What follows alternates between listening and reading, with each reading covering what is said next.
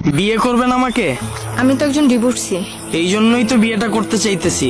আপনি চাইলে যে কোনো কুমারী মেয়েকে বিয়ে করতে পারবেন, আমাকে কেন? হ্যাঁ, আমি চাইলে একটা কুমারী মেয়েকে বিয়ে করতে পারি, কিন্তু বর্তমানে মেয়েদের যে অবস্থা এটা তো আপনি ভালো করেই জানেন।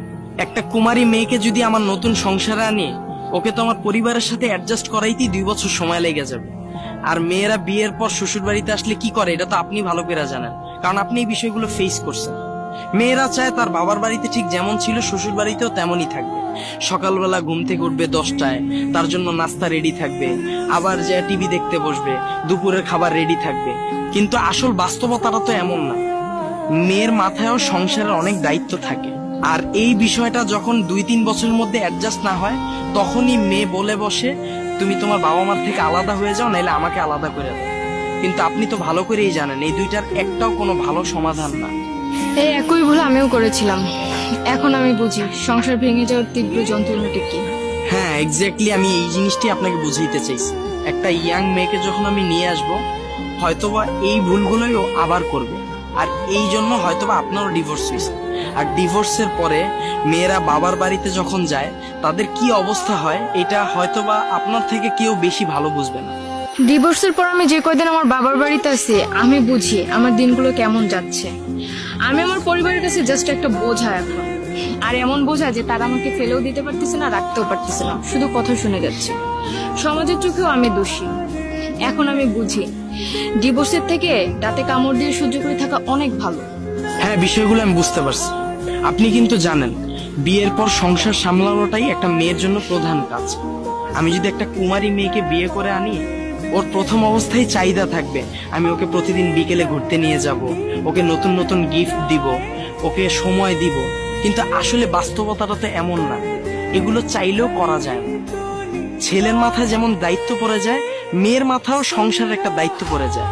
মেয়ের শ্বশুর শাশুড়িকে সেবা করতে হয়, সকালে হাজবেন্ডকে রেডি করে অফিসে পাঠাইতে হয়, ঘরে সবার জন্য নাস্তা রেডি করতে হয়। আর এইভাবেই একটা মেয়ের জীবনটা ওইখানেই সীমাবদ্ধ হয়ে যায়। এই ভুলগুলো আমিও করেছিলাম। সারাদিন শুধু বলতাম এত অফিস অফিস করো কেন, আমাকে ঘুরতে নিয়ে যাও না কেন, আমার সাথে এত চিল্লাচিল্লি করো কেন, তোমার মাকে কিছু বলো না কেন। কত ভিত্তিহীন ছিল সেই অভিযোগগুলো।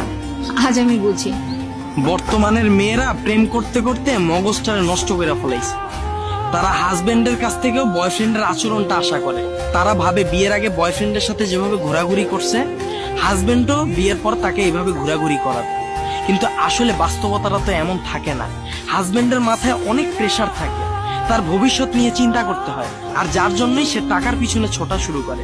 আর তখনই মেয়েরা ভাবে তার হাজবেন্ড তাকে সময় দিতেছে না, আর তারাই তখন যে পরকীয়ায় লিপ্ত হয়, আর সংসারগুলো এভাবেই ভেঙে যায়। আর আপনার উপর আমার পূর্ণ বিশ্বাস আছে, যেহেতু আপনি এই বিষয়গুলো সবকিছুই পার করে আসছেন, আপনার এই বিষয়ে অভিজ্ঞতা হয়েছে, আপনার সংসার জীবনে কোথায় ভুল হয়েছে, কোথায় আপনার কি করাটা উচিত ছিল, এই বিষয়গুলো সম্পর্কে আপনি এখন অভিজ্ঞ। আর এই জন্যই আমি চাইতেছি আপনাকে আমার লাইফে নিয়ে আসতে। আর এই জন্যই আমার পূর্ণ বিশ্বাস আপনি আপনার সর্বোচ্চ চেষ্টা দিয়ে আমাদের সংসারটাকে আগলায় রাখবেন। আর আমার বিশ্বাস একটা কুমারী মেয়েকে বিয়ে করলেও আমাকে যতটুকু ভালোবাসা দিত, এর থেকে বেশি ভালোবাসা আপনি আমাকে দিবেন। এখন বাকিটা আপনার হাতে। ন্যাড়া বেলতলা একবারই যায়, বারবার না। আমি যদি আপনাকে বিয়ে করি, আপনার ফ্যামিলি আপনাকে অনেক কথা শোনাবে, তা মানতে পারবেন?